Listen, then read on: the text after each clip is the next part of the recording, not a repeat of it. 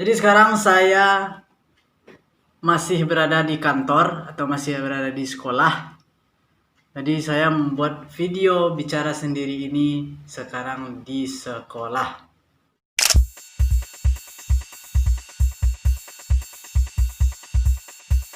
Bertemu kembali di bicara sendiri yang kedua. Ini video kedua bicara sendiri. Semoga tetap konsisten dalam membuat video-video berikutnya.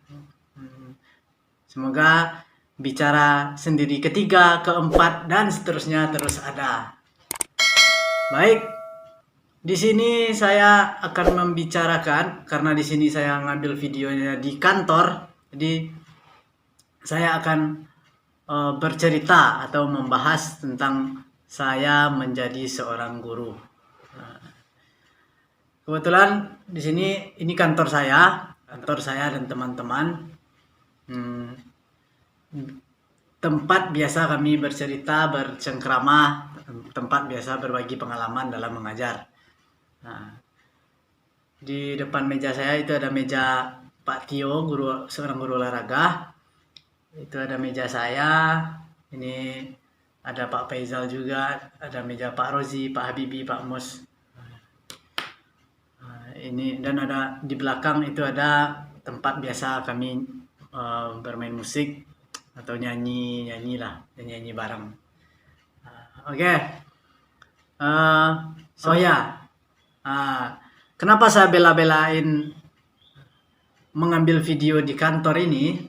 Karena sebentar lagi kami akan pindah kantor. Jadi sebentar lagi ini akan dijadikan digunakan sebagai tempat atau sarana yang lain. Jadi kantor kami akan pindah. Jadi kami akan menempati kantor yang baru. Jadi saya bela-belain buat videonya di kantor ini. Karena walaupun saya baru 1 tahun lebih menempati kantor ini, nah di kantor ini punya kenangan tersendiri aja bagi saya. Karena di sini awal saya memulai sebuah perjalanan hidup menjadi seorang guru. Baik, saya menjadi seorang guru itu pada awal tahun pelajaran 2019-2020. Tepatnya mulai pertama kali saya ngajar itu tanggal 15 Juli 2019. Itu pertama kali saya masuk kelas. Awal masuk kelas gimana ya? Seorang pemuda atau yang latar belakang non pendidikan atau saya tidak SPD atau tidak dari yang non pendidikan lah, disiplin ilmu saya menatap 30 siswa berdiri di depan kelas ditatap oleh 30 pasang mata. Awalnya itu sangat grogi dan tidak nyaman sekali saya menjelaskan materi ditatap oleh 30 pasang mata siswa-siswa atau anak-anak ABG lah istilahnya, anak-anak baru dalam fase perubahan dari anak-anak ke dewasa. 30 pasang mata menatap saya dan saya menjelaskan di depan kelas. Itu awal gimana rasanya ya? Grogi, campur aduk lah semuanya. Karena ditonton 30 orang kita menjelaskan materi itu sangat tidak nyaman bagi saya yang latar belakangnya non pendidikan. Mungkin bagi teman-teman yang lulusan atau yang bertitel SPD mungkin berdiri di depan kelas ditonton oleh 30 orang siswa, disaksikan oleh anak-anak itu merupakan sebuah kenyamanan atau sudah terbiasa. Tapi bagi saya untuk yang pertama kali ngajar di depan kelas itu sangat luar biasa sulit bagi saya di awal-awal saya ngajar. Jadi seiring berjalannya waktu rasa tidak nyaman, rasa grogi, rasa takut berdiri di depan kelas itu makin lama makin berkurang dan akhirnya menjadi sebuah kenyamanan lah untuk sekarang. Jadi bagi saya ini pekerjaan menjadi seorang guru ini pekerjaan yang kompleks menurut saya. Anda boleh setuju atau enggak?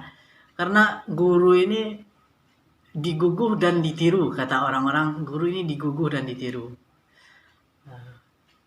Satu lagi, yaitu mencerdaskan kehidupan bangsa, kan itu membuat seseorang dari yang tidak tahu atau yang belum tahu menjadi tahu. Nah, itu tugas seorang guru. Dan seorang guru itu harus tidak seorang guru ini tidak hanya dilihat dari bagaimana yang diajarkannya di kelas, tapi melainkan pribadinya tersendiri. Bagaimana pribadinya di luar, bagaimana cara bicaranya, bagaimana kepribadian seorang guru tersebut, bagaimana cara bicaranya, bagaimana tingkah lakunya, bagaimana tindak tanduk seorang guru. Itu sangat luar biasa bagi saya dalam menjalani profesi ini. Karena guru ini bukan sekedar mengajar tapi mendidik. Menjadi guru juga ada sebuah kenyamanan. Kenyamanannya seperti ini. Kenyamanannya itu mungkin proses ya. Kalau awal-awal seperti saya, dulu awal-awal baru ngajar itu memang sering deg-degan. Deg-degannya seperti ini. Setiap mau masuk kelas, saya deg-degan. Setiap mau masuk kelas, saya ada tekanan dari dalam diri saya ketika saya mau masuk kelas. Itu awal-awal saya ngajar. Tapi setelah berjalannya waktu, itu semuanya telah hilang, tekanannya udah berkurang dan kenyamanannya pun sudah mulai tumbuh. Dan akhirnya saya kali ini masih menikmati profesi ini, profesi menjadi seorang guru. Di awal saya mengajar, ada sebuah kisah atau sebuah pengalaman lah, cerita. Begini, saya mempunyai seorang adik saya itu kelas 2 SMP. Sementara saya mengajar siswa SMP. Seharusnya anak-anak seusia siswa-siswa saya itu panggilnya kakak, uda, atau abang ke saya.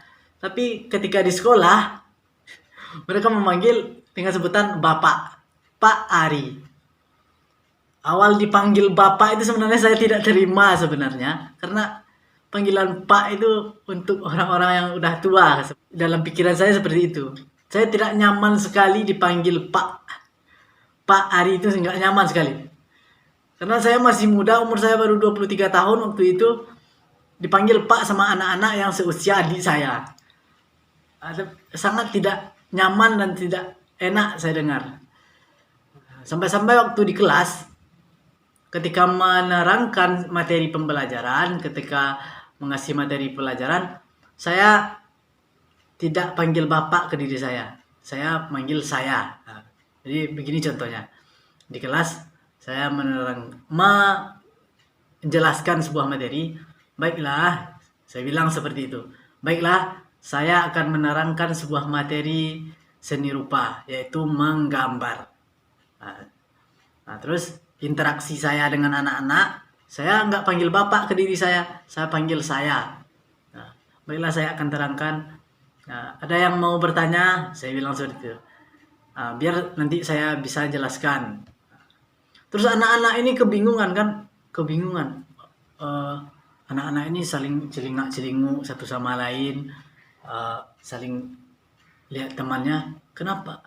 Terus melihat kegelisahan anak-anak, saya agak sedikit bingung. Lalu saya bertanya, kenapa kamu bingung? Kenapa kalian gelisah seperti itu ketika saya menerangkan pembelajaran? Ada yang salah? Terus anak-anak itu bilang, Pak, kenapa Bapak panggil saya ke diri Bapak? Bapak marah ya? Padahal saya tidak marah kan, memang seperti itu gaya bicara saya. Terus emangnya kenapa? Saya bilang seperti itu. Bapak panggil Bapak aja ke diri Bapak, jangan panggil saya. Itu agak lain di telinga kami. Memangnya apa? memangnya salahnya di mana? Katanya. Karena saya belum terbiasa, saya dipanggil bapak aja saya nggak terima, jadi makanya saya panggil saya aja ke diri saya. Oh seperti itu ya, saya jawab ke anak-anak seperti itu. Iya pak, panggil bapak aja, panggil saya itu di telinga kami itu lain. Jadi timbal balik sebenarnya antara saya dan siswa ini. Siswa nggak biasa gurunya bilang saya ke diri guru tersebut. Saya pun juga janggal di telinga saya ketika orang panggil bapak ke saya. Nah, jadi saya tanya kepada guru-guru lain, kepada guru-guru senior di sini. Ada anak-anak bilang seperti ini, bla bla bla bla. Dia terkejut kalau saya tidak panggil bapak atau gimana. Nah, terus guru-guru di sini, guru-guru yang senior bilang ke saya, oh iya kata. Kalau guru di sini kalau udah panggil saya ke dirinya, itu artinya udah marah itu. Oh gitu. Jadi harus panggil bapak ke diri kita masing-masing, bapak atau enggak ibu. Nah, jadi kalau udah panggil saya, itu guru di sini udah marah baru panggil saya. Oh gitu. Pantesan anak-anak agak janggal atau gelisah ketika saya menerangkan pembelajaran dengan kata-kata saya ke diri saya. Jadi pengalaman seperti itu yang saya dapatkan mengajar pertama. Jadi setelah itu saya dipanggil bapak walaupun gak terima sebenarnya saya dipanggil bapak, tapi bagaimana lagi, mau tidak mau, suka tidak suka, saya harus biasakan kalau diri saya dipanggil bapak. Bahkan ibu-ibu yang seumuran dengan orang tua saya atau bapak-bapak yang seumuran dengan orang tua saya panggil bapak ke saya. Jadi saya sebenarnya janggal sekali dipanggil bapak ketika pertama kali jadi guru ini. Memang tidak enak dipanggil bapak sementara kita masih muda. Tidak nyaman bagi saya dipanggil bapak di awal-awal saya menjadi guru, di awal-awal saya ngajar di sini. Tapi seiring berjalannya waktu, ini saya udah mulai terbiasa telinga saya dipanggil bapak. Saya menerangkan pelajaran di depan kelas itu udah mulai lancar dengan kata-kata bapak ke diri saya. Jadi setelah terbiasa itu akhirnya ini semua sudah bukan menjadi hal yang janggal lagi di telinga saya. Itu pengalaman saya mengajar pertama. Sebenarnya masih banyak lagi, walaupun saya ngajar di sini baru 1 tahun lebih, tapi pengalaman atau cerita-ceritanya lumayan banyak sih. Kalau saya ceritakan semuanya, mungkin bicara sendiri kita yang kedua bisa sampai 1,5 jam atau 2 jam lah gitu. Jadi saya persingkat saja yang pengalaman-pengalaman yang agak nyeleneh lah, agak-agak menggelitik menurut saya. Seperti yang saya bilang, ini bicara sendiri ini sebuah konten yang saya buat untuk mengekspresikan hal-hal yang tersimpan ini di otak saya. Dan begini juga yang saya rasakan setelah menjadi guru. Ketidaknyamanan saya dari awal saya mulai ngajar terus terkikis karena sering masuknya kelas, sering berinteraksi dengan anak-anak, akhirnya mengajar atau masuk ke kelas itu sudah menjadi sesuatu yang saya rindukan, sudah menjadi sesuatu yang nyaman bagi saya. Saya sudah sampai di titik itu sebenarnya. Alhamdulillah saya sudah sampai di titik itu di mana mengajar itu sesuatu yang enak, sesuatu yang saya bentar lagi ngajar. Udah sampai saya di titik itu, tapi baru beberapa bulan saya rasakan corona udah masuk ke Indonesia, anak-anak diliburkan atau bukan libur ya, anak-anak belajar secara online. Sekarang mulai beradaptasi lagi dengan pembelajaran daring ini.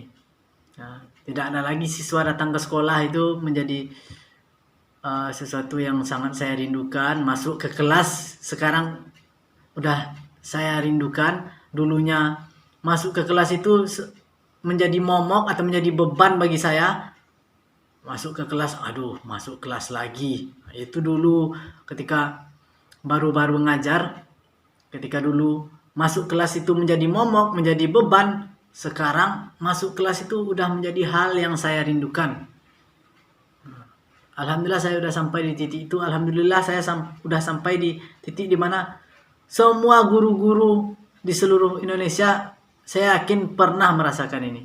Merasakan nyaman ketika masuk kelas, nyaman ketika berbagi ilmu, nyaman ketika berbagi sesuatu hal yang bermanfaat kepada orang lain. Saya yakin semua guru pernah merasakan ini. Dan satu lagi, kendala saya yaitu perangkat pembelajaran atau administrasi dalam pembelajaran. Saya tidak, karena latar belakang saya non pendidikan, jadi saya dalam membuat RPP, silabus, apalah bentuknya yang lain, itu agak jadi sesuatu hal yang menakutkan bagi saya, menjadi satu beban bagi saya dalam membuat itu, karena saya tidak tahu hal-hal administrasi tentang pendidikan ini. Saya masih belum menguasai karena saya non pendidikan.